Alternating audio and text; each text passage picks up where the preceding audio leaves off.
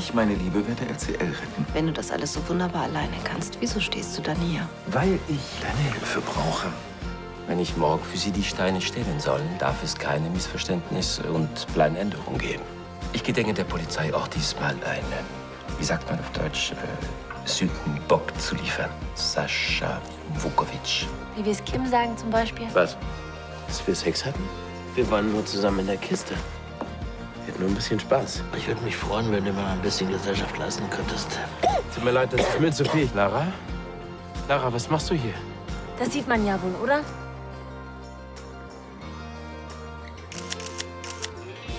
Elisabeth und ich haben uns geküsst.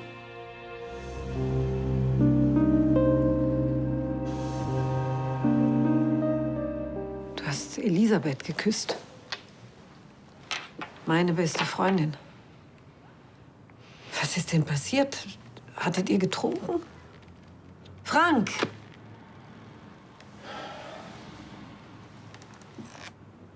Wir sind uns irgendwie näher gekommen.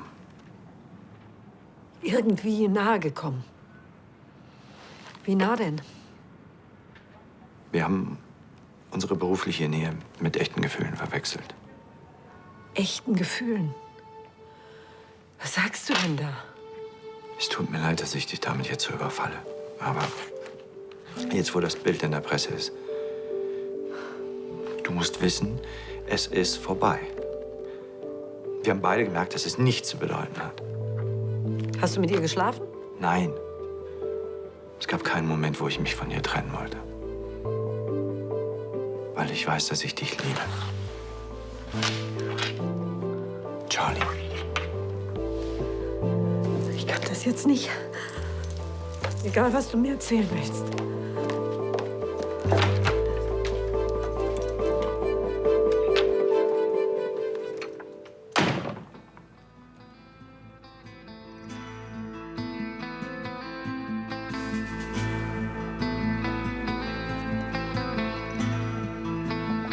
Es ist mir egal, ob du springst oder nicht.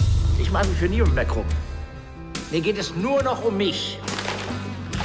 Wir hatten einen Deal, 1 Million Euro. Versuchst du gerade mich zu erpressen, Sanchez? Ich glaube, du hast ja was falsch verstanden. Wir waren nur zusammen in der Kiste. Ich habe keinen Bock, hier mit einem Arschloch zusammen zu rummen. Sie sehen aus wie der Tod auf Latschen. Will ich auch. Mein Egoismus hat aus mir ein todkrankes, einsames Wrack gemacht. Willst du wirklich so enden wie ich?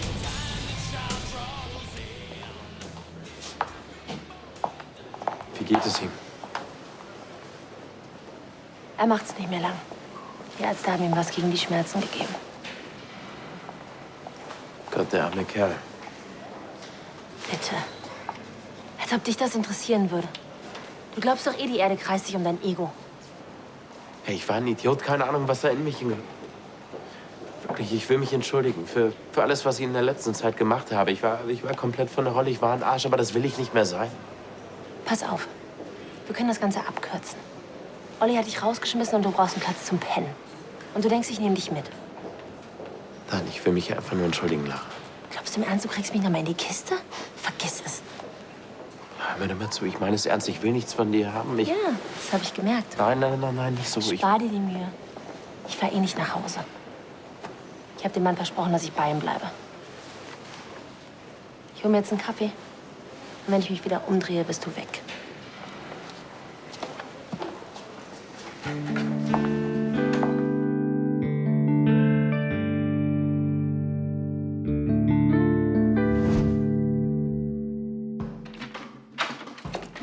Charlie.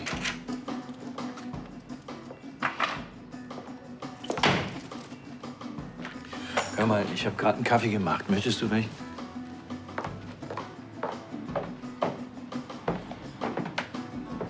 Wo warst du? Im Krankenhaus. Wie geht's Bella? Unverändert.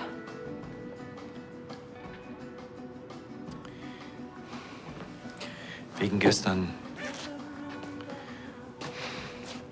Entschuldige, dass ich so mit der Tür ins Haus gefallen bin. Bellas Zustand ist unverändert. Ja, die Ärzte sagen, dass es länger dauern kann. Charlie.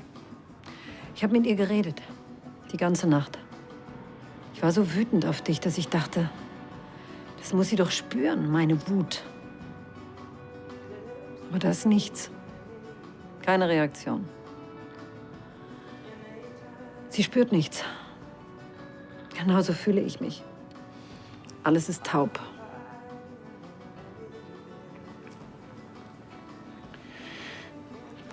Das zwischen Elisabeth und mir, was immer das gewesen ist, es ist vorbei.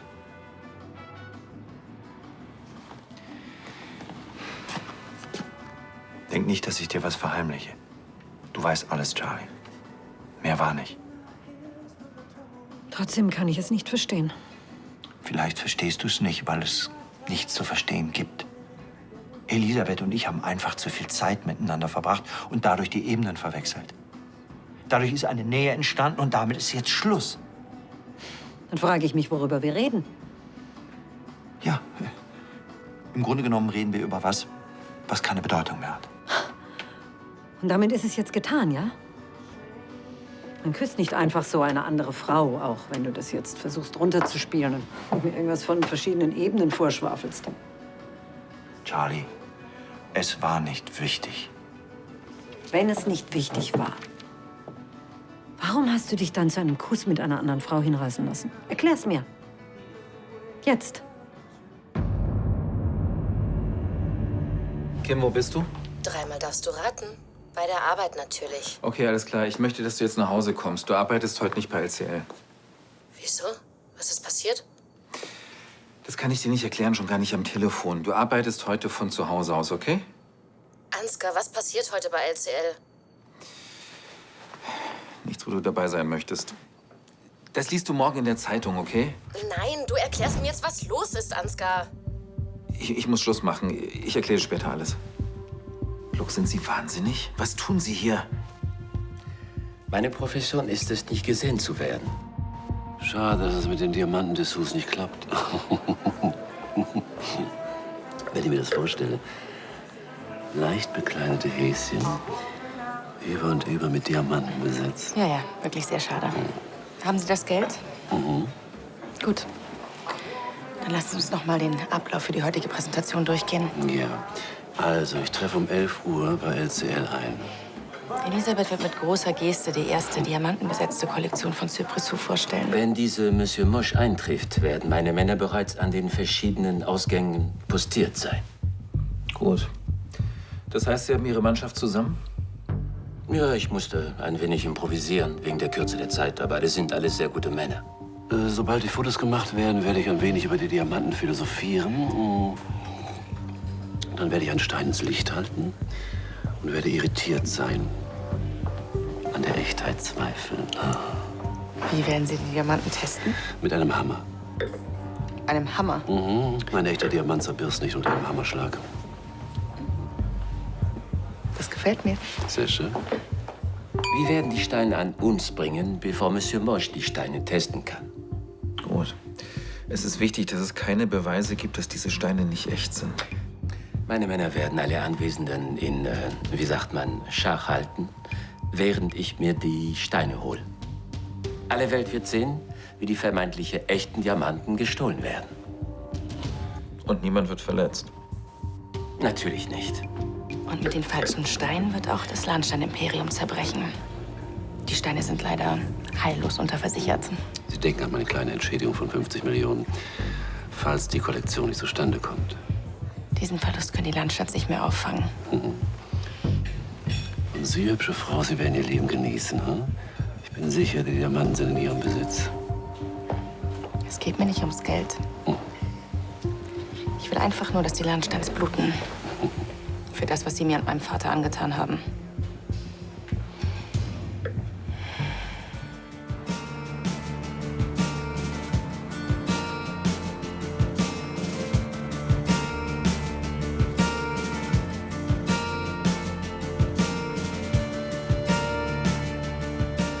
Es ist nie zu spät, sein Leben zu ändern. Hier, mein Junge, das gehört dir jetzt. Weißt du? Bitte, bitte nimm es. Stehe nicht so rum. Lauf ihm lieber entgegen und sag dem Notarzt, wo wir sind. Sie sind ein Engel.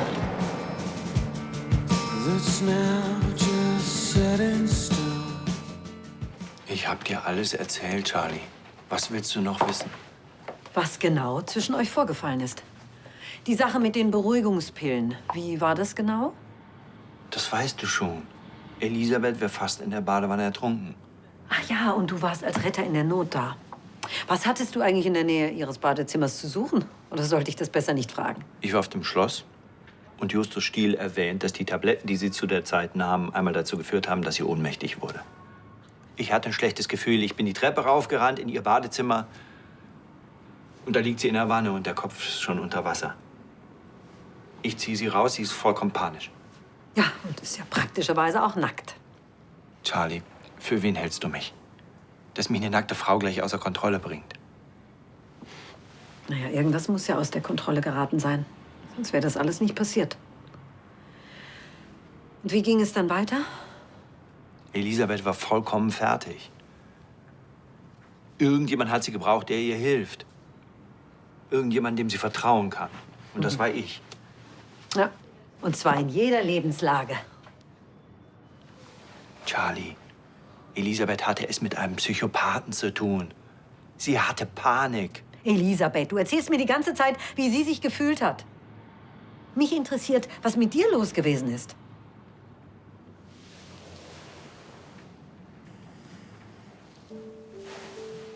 Ja. Ich erzähl dir, was mit mir los war. Ich war frustriert. Und zwar richtig frustriert. Weil mich zu dem Zeitpunkt Ben Schöne schon seit Wochen vorgeführt hat. Und Elisabeth hat das verstanden. Im Gegensatz zu mir, ja? Wir haben uns in der Zeit doch gar nicht gesehen. Aber im Gegensatz dazu habe ich mit Elisabeth Tag und Nacht zusammengehangen. Es war eine Ausnahmesituation. Wenn ich das schon höre. Soll ich dir mal sagen, wie es gewesen ist? Elisabeth war das Opfer, das du unbedingt beschützen musstest. Du hast dich stark gefühlt, weil sie abhängig von dir war. Aber dass so eine Situation ausreicht, dass du dich verliebst. Du hast recht. Ich habe mich gut gefühlt, weil ich sie beschützen konnte. Aber ich war nicht in sie verliebt. Jedenfalls nicht, wie du denkst. Und weshalb habt ihr euch dann geküsst?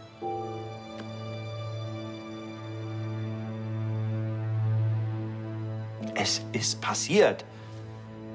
Charlie, du weißt, wie es dann weitergegangen ist. Diese ständigen Abendveranstaltungen, dieser Charity-Quatsch. Und die vielen Nächte auf Königsbrunn. Ich habe das nicht gesehen. Ich habe gedacht, du tust es für mich, weil sie meine Freundin ist. Wir wollten es nicht. Oh nein, aber eure Gefühle waren so stark, dass ihr euch dagegen wehren musstet. Du warst so anders in dieser Zeit, so abwesend. Und wenn ich dich gefragt habe, kannst du dich erinnern, dann hast du immer gesagt, es liegt am Job, weil es so anstrengend ist. So war es auch. Ja, klar. Weil du die ganze Zeit verbergen musstest, dass du in Gedanken bei einer anderen Frau warst. Und nicht bei mir.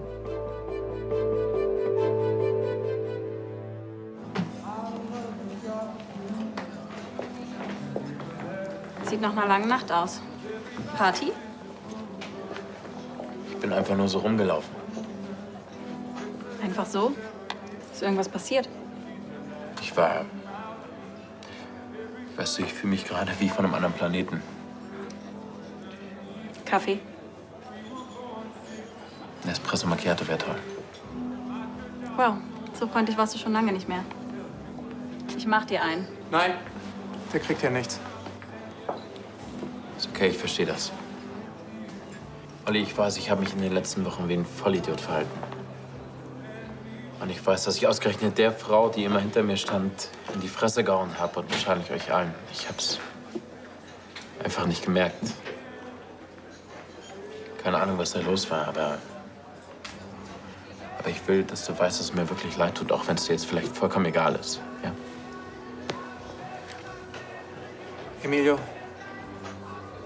es interessiert mich. Espresso Macchiato? Und schauen wir mal, ob du dich wenigstens 5 Minuten zusammenreißen kannst. Olli, ich Und war... jetzt quatsch keine Opern, sonst kriege ich wirklich noch Mitleid. Deshalb habe ich mich vom Personenschutz abziehen lassen. Und du weißt selbst, wie nah Schöne an ihr dran war. Ich hätte die Verantwortung noch nicht einfach einem Fremden überlassen können. Und du wolltest das im Übrigen auch nicht.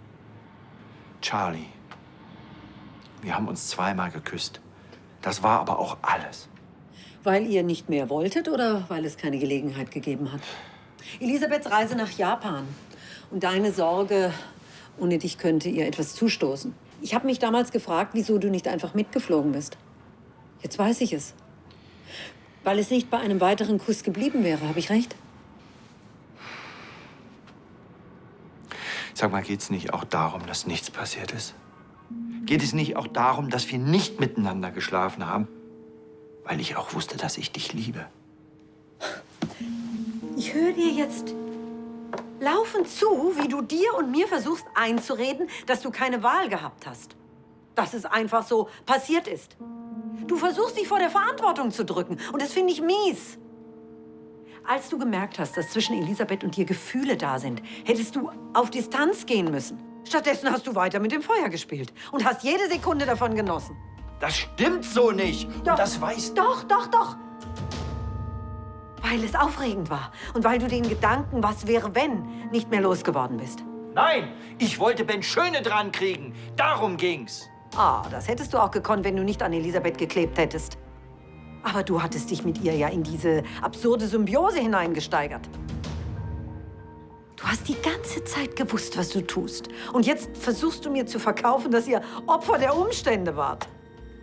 Du tust die ganze Zeit so, als hätte ich dich bewusst hintergangen. Aus Kalkül. Als wären mir deine Gefühle scheißegal. Nein, aber deine Gefühle zu Elisabeth waren dir wichtiger. Sonst hättest du die Sache früher beendet. Und das weißt du auch. Du wolltest echt springen. Kim hatte totale Panik, du tust dir was an. Wir haben versucht, sie zu beruhigen, aber irgendwann hat sie uns alle angesteckt. Kim. Sie war der Grund, warum ich jeden Morgen aufgestanden bin. Sie war meine Sonne, sie war das Licht. Und dann kam dieses Arschloch Mertens und hat alles kaputt gemacht, einfach das Licht ausgeknipst. Als ich da auf der Brücke stand, der war auf einmal so ein Penner, so ein Obdachloser. Hat gesagt, ich soll aufhören zu jammern, weil ich selber schuld bin, wenn ich mir alles wegnehmen lasse. Ich sollte härter werden, hat er gesagt. Verstehe. Und ich dachte, ja, warum soll ich nicht so sein wie Mertens und mir einfach alles nehmen, was ich will, ohne Rücksicht? Nicht mal auf deine Freunde. Freunde wozu? Wenn die ihn nur enttäuschen? Ich dachte, ich komme alleine klar und brauche niemanden, weißt du? Ich habe mich schon die ganze Zeit gefragt, was plötzlich mit dir los war. Im Nachhinein frage ich mich das auch. Was ist heute anders? Ich habe kapiert, wie es zu Ende geht, wenn ich so weitermache. Ich habe ihn wieder getroffen, den Obdachlosen. Er wird sterben. Lungenkrebs im Endstadium. Er war ganz allein und hat mich angefleht, bei ihm zu bleiben. Weil er sonst niemanden hat. Zuerst bin ich gegangen. Ich konnte nicht zusehen, wie da einer abtritt und trotzdem so leidet. Dann bin ich wieder zurück, aber da war schon jemand. Es war Lara. Sie hat sich um ihn gekümmert, ist mit ins Krankenhaus gefahren. Sie hat ihm einfach geholfen. So wie immer. Und ich behandle sie wie Dreck, trampel auf ihren Gefühlen rum. Also wenn ich du wäre, ich hätte mich auch rausgeschmissen. Lara hat ein großes Herz. Wenn es dir wirklich leid tut und du dir ein bisschen Mühe gibst, dann renkt sich das mit euch bestimmt wieder ein. Sie ist verliebt in mich. Ich habe sie ausgenutzt. Wie soll sich das wieder einrenken, ne? Ich wollte es einfach nicht sehen.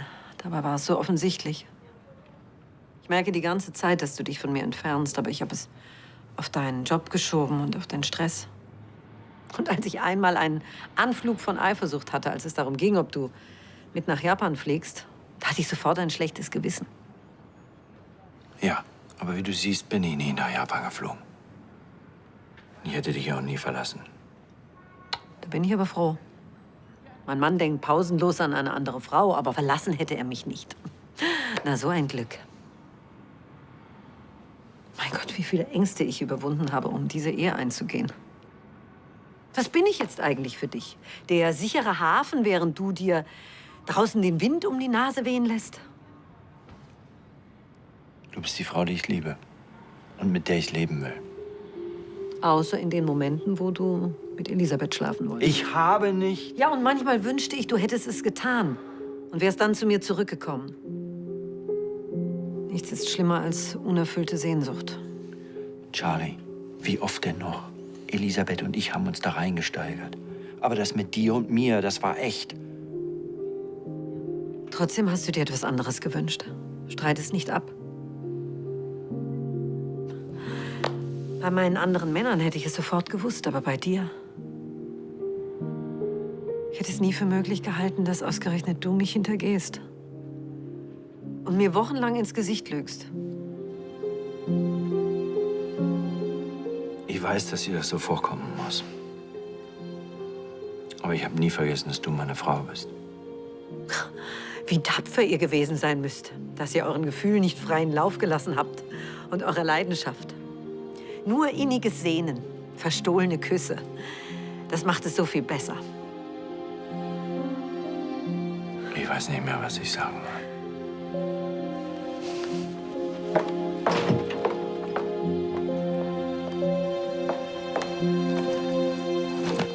Was machst du da? Na, wonach sieht's denn aus? Charlie, hör zu. Ich verstehe, dass du Abstand brauchst. Aber wenn du jetzt gehst, macht es die Sache nicht besser. Oh, da hast du was falsch verstanden. Nicht ich werde gehen. Du gehst.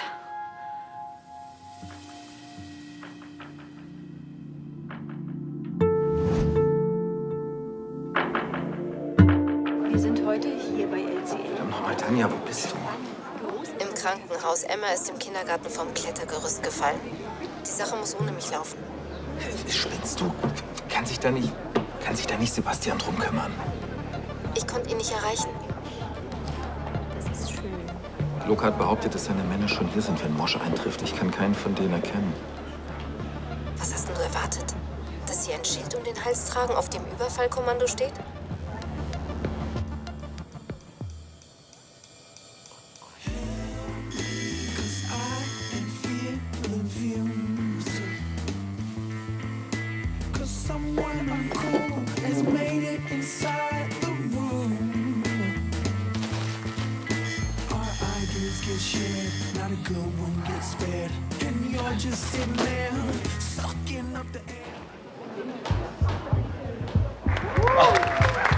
Dankeschön, das ist ganz, ganz lieb von euch. Vielen, vielen Dank. Macht das mir wirklich richtig. Hallo.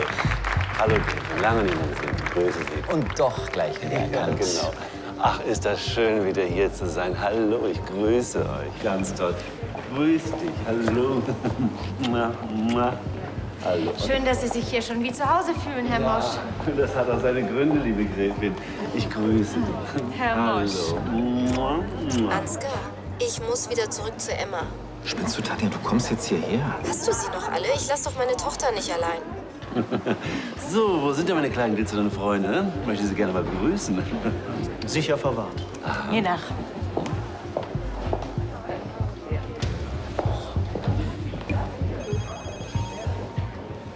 Herr von Lahnstein, Ihre Tochter Emma ist vom Klettergerüst gefallen und wir mussten sie ins Krankenhaus bringen. Ja, Mann, wenn das nicht wichtig ist.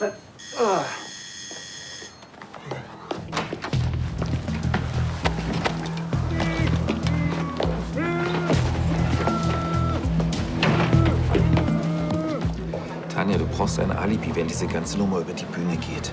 Falsch. Emma braucht mich. Sie muss genäht werden, das ist wichtig. Ich hatte einen Anruf vom Kindergarten und kann nachweisen, dass ich während des Überfalls im Krankenhaus war. Das ist ein Alibi. Viel Glück.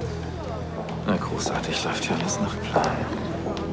Gleich wird die ganze Welt erfahren, dass LCL mit 135 Millionen verschuldet ist und seine Geschäftspartner mit falschen Diamanten prellt. Entschuldige mich. Ich will einen guten Platz haben, wenn das Haus von Lahnstein untergeht.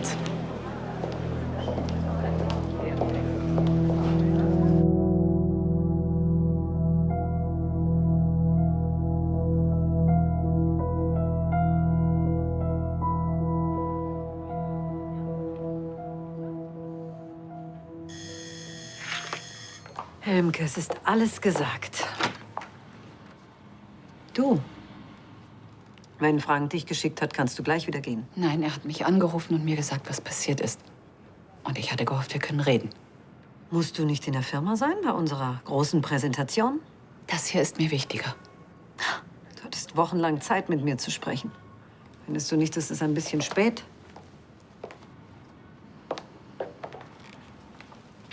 Charlie, ich kann verstehen, dass du wütend bist. Ach, du wirst lachen, das hat Frank vorhin auch gesagt. Es tut wirklich gut, so verstanden zu sein. Ich würde dir gerne meine Sicht der Dinge schildern. Oh nein, danke. Frank hat mir alles berichtet. Kein Bedarf. Sonst noch was? Bitte, Charlie, lass unsere Freundschaft nicht unter dieser Geschichte leiden. Wenn ich dir erklären könnte, wie das zwischen Frank und mir passiert ist. Das wird es nicht besser machen. Du hast dich mit meinem Mann in eine Parallelwelt geträumt und hast dich nicht geschämt, mir zu erzählen, wie wichtig er dir ist. Wir haben uns da in etwas hineingesteigert. Ja, danke. Auch das hat Frank mir rapportiert. Erst war es rein professionell und dann habt ihr die Ebenen verwechselt, sowas in der Art, nicht? Ja, als unsere Gefühle sich verändert haben, da haben wir die Sache sofort beendet. Na ja, nicht ohne auszuprobieren, ob es nicht vielleicht doch was werden könnte. Oder weshalb habt ihr euch geküsst? Charlie, du weißt ganz genau, dass das letztendlich nichts zu bedeuten hat. Erinnerst du dich, Ludwig und du? Ihr habt euch auch geküsst. Ja, das war doch was völlig anderes. Dein Mann liebt dich. Das hat er mir immer und immer wieder gesagt. Ich kann verstehen, dass du jetzt sehr verletzt bist. Aber wenn du jetzt voreilig irgendwelche Schlüsse ziehst, dann misst du der ganzen Sache mehr Bedeutung bei, als sie eigentlich hatte. Wie viel Bedeutung ich dieser Sache beimesse, musst du schon mir überlassen. Es geht doch nicht um den Kuss, Elisabeth, und das weißt du auch genau. Frank und du, als ihr gemerkt habt, in welche Richtung eure Gefühle gehen, ihr hättet die Notbremse ziehen müssen. Aber das haben wir doch. Nein, nicht richtig. Dazu war es auch viel zu aufregend und romantisch. Du hegst Gefühle für meinen Mann und ich erzähle dir, wie froh und dankbar ich bin, dass er sich um dich kümmert. Was soll ich sagen, Charlie, außer es tut mir leid. Ja, mir auch. Weil ich immer gedacht habe, dass du meine Freundin bist.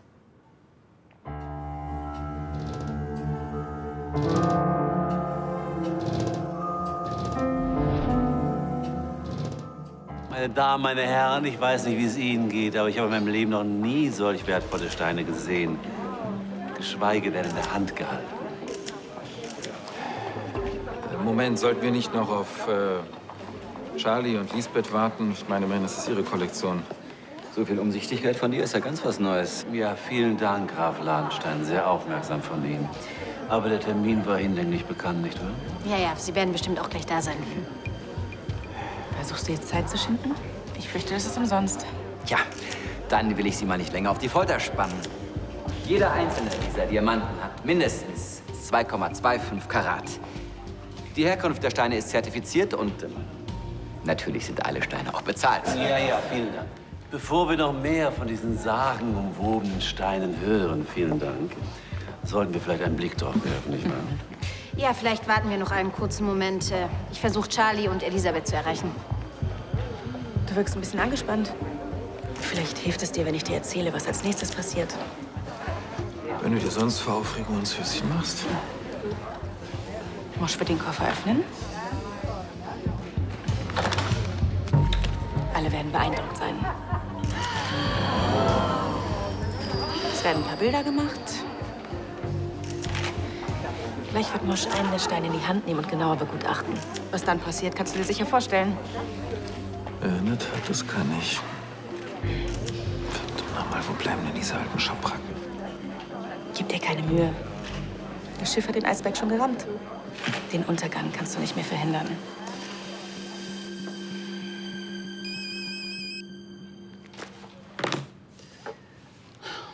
Die Situation in der Familie, die war damals sehr schwierig. Die Firma steckte in der Krise und die Sache mit Ben, das weißt du ja, die hat sich als großer Fehlschlag entpuppt. Vielleicht habe ich einfach etwas gesucht, was Bestand hat in meinem Leben. Eine gewisse Sicherheit. Und das musste ausgerechnet mein Mann sein? Unter anderen Umständen wäre das mit Frank nie passiert. Das musst du mir glauben, Charlie. Ich war so verunsichert. Ich war auch ganz allein. Habe ich mir die falsche Person zum Anlehnen gesucht. Das habe ich nicht bemerkt. Ich war gar nicht in der Lage, das zu sehen. Selbst jetzt stellst du dich noch als Opfer der Umstände dar. Nein, Charlie, nein, natürlich nicht. Ich will nur, dass du verstehst, dass es eine ganz besondere Situation gewesen ist. Gott, warum habe ich mich bloß auf diesen Ben Schöner eingelassen? Und warum du dich auf Frank eingelassen hast, das fragst du dich nicht? Ich kann es nicht ungeschehen machen, Charlie. Aber ich dachte, es hilft, wenn ich versuche zu erklären, wie es dazu gekommen ist. Oh, ich weiß, wie es dazu gekommen ist. Es ist so weit gekommen, weil ihr es so weit habt kommen lassen. Da hatten keine Umstände daran Schuld, Elisabeth. Ihr wusstet ganz genau, worauf die Situation hinausläuft. Aber ich wollte dich nie verletzen. Das musst du mir glauben. Und trotzdem hast du es getan.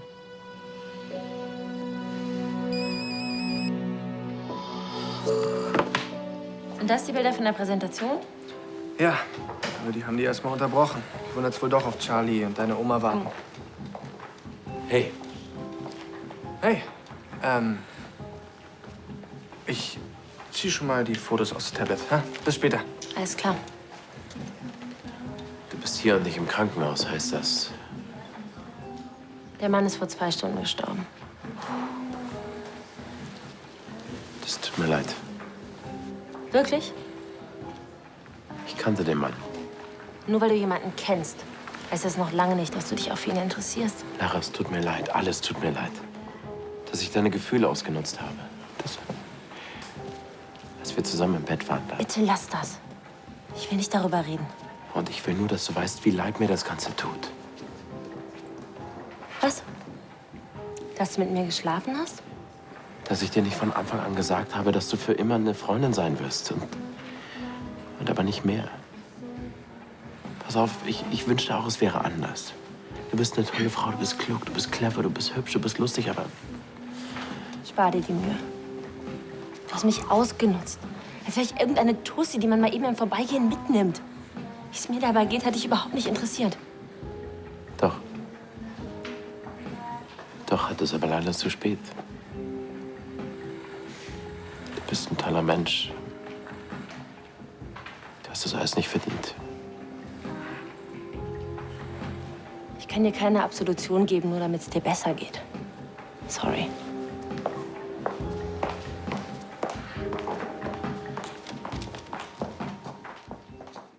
Ich wünschte so sehr, du könntest die Sache zwischen Frank und mir als das sehen, was sie war. Eine kleine, bedeutungslose Romanze. Für mich ist das alles andere als bedeutungslos. Du hast mein Vertrauen missbraucht. Du hast die ganze Zeit so getan, als wenn das zwischen Frank und dir rein beruflich wäre. Dabei war es längst privat. Es geht nicht darum, dass du Frank geküsst hast oder dass er dir immer wichtiger geworden ist. Das hätte jedem von uns passieren können. Aber du hättest es früher beenden müssen. Um unserer Freundschaft willen. Das hast du nicht getan. Und darum geht es. Ich weiß nicht, ob dir das noch was bedeutet, wenn ich jetzt sage, du warst immer meine beste Freundin. Und ich wünsche mir so sehr, dass wir wieder auf diesen Weg zurückfinden. Vielleicht kannst du mir irgendwann verzeihen. Es tut mir leid. In einer Freundschaft, da muss ich mich einfach 100%ig verlassen können. Da muss ich mich sicher fühlen. Und was dich betrifft, geht das nicht mehr.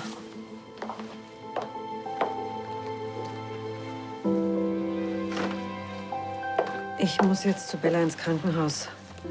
Zieh einfach die Tür hinter dir zu, wenn du gehst, ja?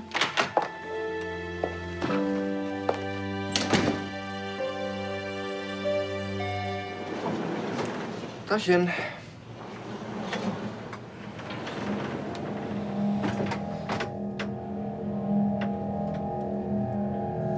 Ach du Scheiße. Lara, stopp, warte. Hey, warte noch mal. Setz nicht dein Ernst, oder? Wieso lässt du mich nicht in Ruhe? Ich werde dich so lange nicht in Ruhe lassen und um Verzeihung bitten, bis du mir glaubst, dass ich es ehrlich meine. Mach, was du willst. Das hältst du eh nicht lange durch.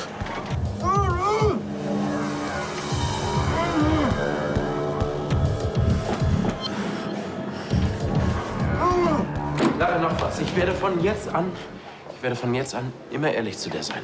Okay? Das warst du doch schon. Als du mir gesagt hast, dass ich nur eine schnelle Nummer für dich war. Hm? Lara, ich mag dich. Ich mag dich wirklich gerne, aber... Du bist nicht in mich verliebt, schon klar. Aber warum musst du mir das ständig unter die Nase reiben? Mensch, weil es nicht an dir liegt und ich will, dass du das weißt. Ich würde jetzt wirklich gerne weitergehen. Hey, du bist eine Wahnsinnsfrau. Du bist immer für jeden da. Du sorgst dich um jeden und...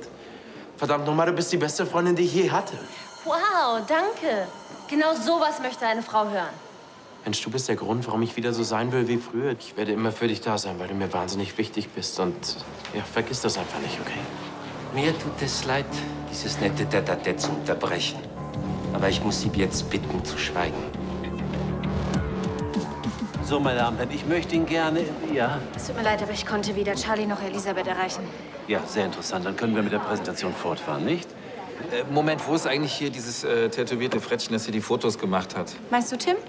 Ist mir scheißegal, wir können ohne den nicht weitermachen. Also ich finde, es wurden schon genügend Bilder gemacht. So. Kim, was tust du hier? Ich hatte dir gesagt, du sollst auf dem Schloss bleiben. Ich lass mich nicht so abspeisen. Ich will wissen, was hier los ist. Ich denke, wir können dann. Okay, sehr gut. Moment, hatten wir jetzt nicht gesagt, dass wir auf Lisbeth und die Olle Schneider warten wollen? Stimmt irgendwas nicht? Ja, das werde ich Ihnen jetzt zeigen, wenn ich mal darf, ne? Morsch, 5 Minuten werden Sie doch noch haben. Worum geht es denn eigentlich? Ich verstehe jetzt auch nicht, wo das Problem ist. Ist irgendwas mit dem Stein? Meine Damen und Herren, dieser Stein sollte normalerweise das Licht brechen. Das tut er aber nicht. Und das heißt? Das heißt Folgendes. Ich nehme jetzt diesen Hammer... Stopp!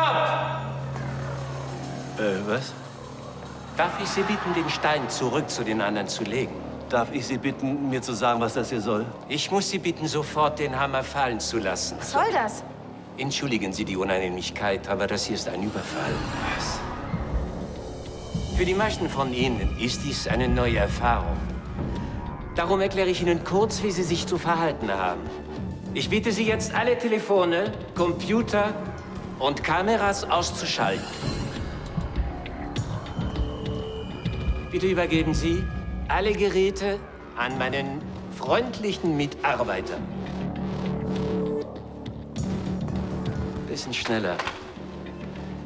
Sie alle bleiben ganz ruhig, bewegen sich nicht und in wenigen Sekunden sind wir wieder fort. Befolgen Sie diese simple Regel, haben Sie Ihren Kindern und Enkeln eine tolle Geschichte zu erzählen. Ja, aber damit kommen Sie doch nicht durch. Bislang bin ich immer ganz gut damit durchgekommen. Ja. Entschuldigung, aber dann muss ich kurz sagen, also dieser Stein, ich meine, diese ganzen Steine hier, die sind nicht echt. Ein sehr netter Versuch. Aber wir werden die Diamanten jetzt mitnehmen.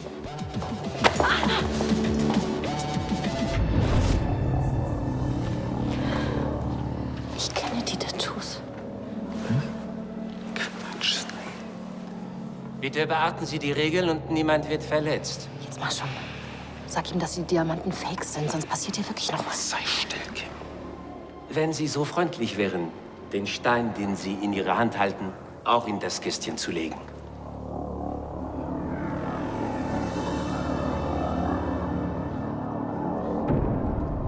Vielen Dank, Monsieur. Nun haben wir es gleich geschafft. Ich danke Ihnen allen für Ihre Kooperation.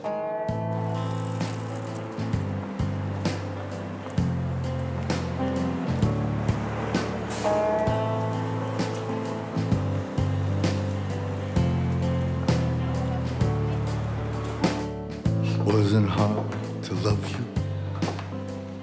Didn't have to try. Gräfin, darf ich Ihren Mantel nehmen? To love you.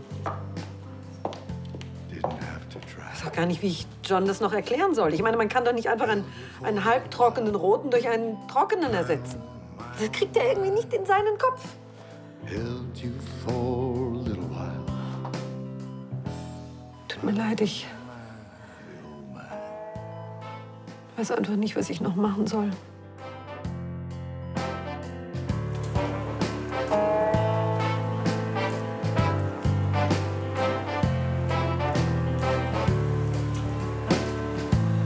drove you to the station. Hallo, Sie haben die Nummer von Charlie Schneider gewählt. Charlie? Drove you to the station. Bitte lass es nicht so enden. Es tut mir so leid. My, oh, my, oh, my. Held you for a little while. My, oh, my, oh, my. Bella. Bella, lass du mich nicht auch noch allein?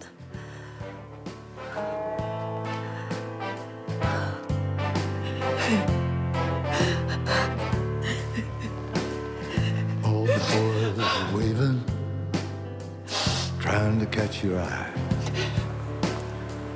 All the boys are waving, trying to catch your eye. Held you for a little while. My, oh, my, oh, my.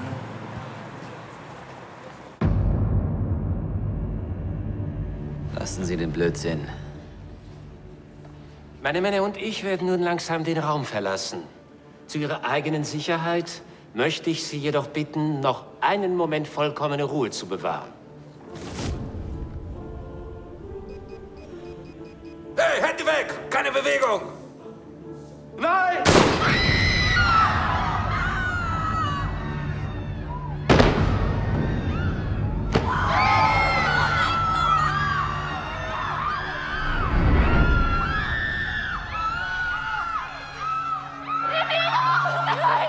Bleiben Sie, wo Sie sind!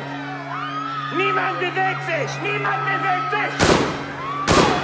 Und du bleibst hier?